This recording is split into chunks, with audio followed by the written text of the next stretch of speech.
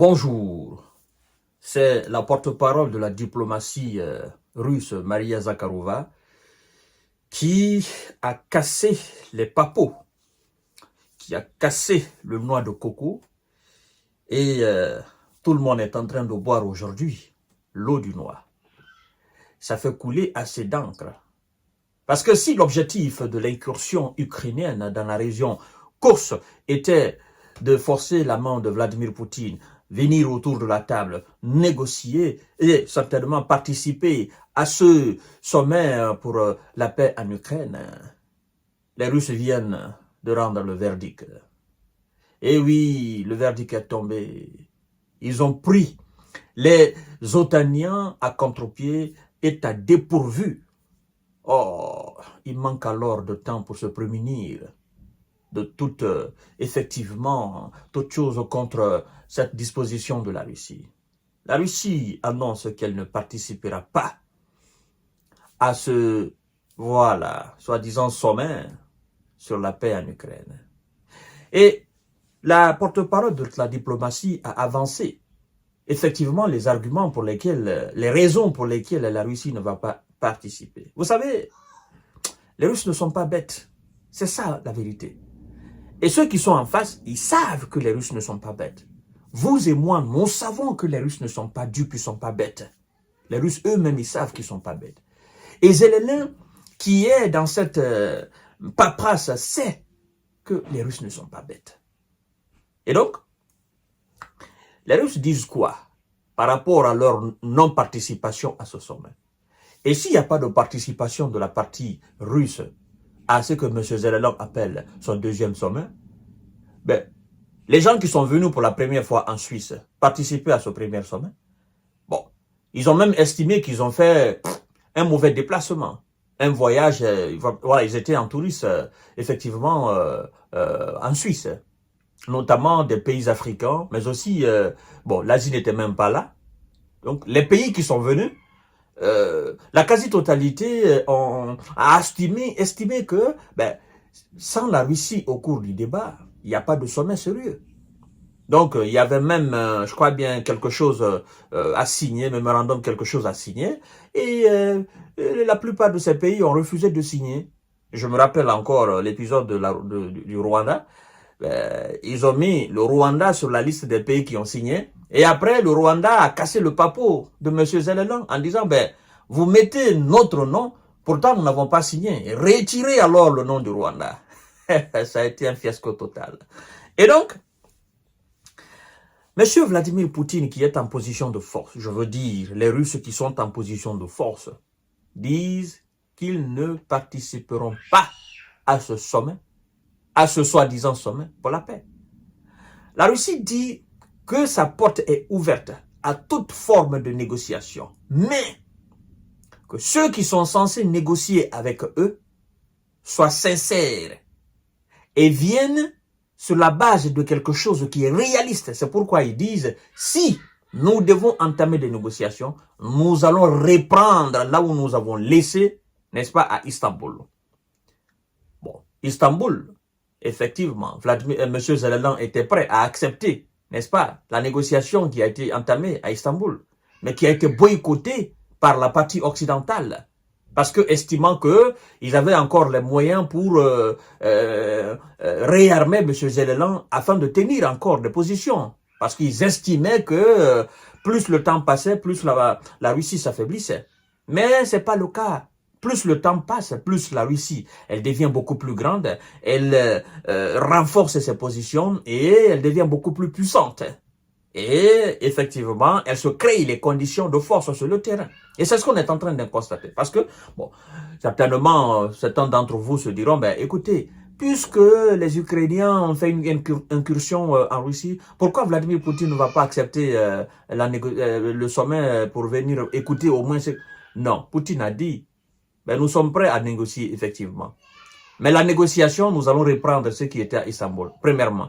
Deuxièmement, il a dit, on ne va pas participer à un sommet en tant que les hommes de Zelensky ne seront pas encore repoussés totalement du territoire russe. Et c'est ce que ces hommes sont en train de faire. ben, les soldats russes sont en train de repousser les soldats de Zelensky. Donc, ces deux conditions réunies, on ne peut pas parler de sommet. Et donc, le sommet de M. Zelensky n'est pas encore arrivé, il a déjà été boycotté. C'est fini, c'est terminé, il n'y aura plus de sommet. Vous comprenez? Parce que les gens sérieux, les pays sérieux ne vont pas accepter de venir s'asseoir autour d'une table avec M. Zelensky, une seule partie, même les Occidentaux eux-mêmes. Vous voyez? La plupart des grands pays là. La France n'était pas représentée, l'Allemagne n'était pas, les États-Unis n'étaient pas, le Royaume-Uni n'était pas au premier sommet. Alors, ce sommet-là, qui était? En fait, c'est ça la réalité, mesdames et messieurs. Le sommet aura les mêmes, dit la porte-parole de la diplomatie, Maria Zakharova.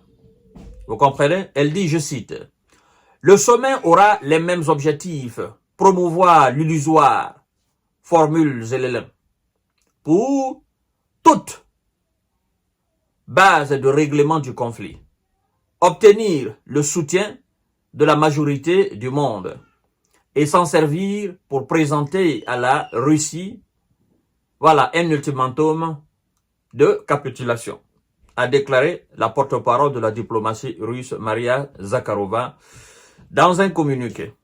Elle dit, je cite, « Nous ne participerons pas à de tels sommets. » Alors, c'est pas faux, parce que le premier sommet a été la même chose, d'accord, avoir la majorité de ce monde-là, présenter un ultimatum à la Russie, un ultimatum de capitulation à la Russie, et puis présenter la Russie comme le grand méchant dans cette situation, hein, présenter la Russie comme voilà une Russie à détester, puisque en ayant la majorité de ce monde. Mais c'est très difficile d'avoir la majorité de ce monde-là, dans de tels cas. Vous savez pourquoi?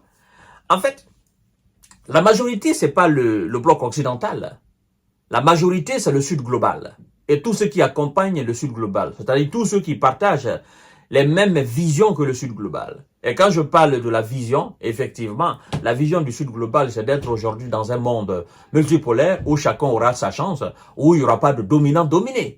C'est ça la vision du Sud global. Parce que nous sommes fatigués, n'est-ce pas, de cette idée impérialiste, hein, des impérialistes, effectivement, idée où, voilà, vous faites quelque chose, nous allons vous sanctionner. Vous faites quelque chose, vous êtes coupé du monde. Vous faites quelque chose, oh non, non, non, il faut faire ça. C'est-à-dire, nous sommes fatigués de recevoir des injonctions. En fait, c'est ça. Et donc, le Sud global se retrouve beaucoup plus dans la vision d'un monde, effectivement, je dirais aujourd'hui, créé par les BRICS. C'est ça la vérité. Hein? Pas la Russie, la Chine, Sud-Afrique, Brésil et l'Inde. Voilà, le Sud global se retrouve dans cette vision-là. Dans un monde où personne ne va donner des injonctions à son prochain.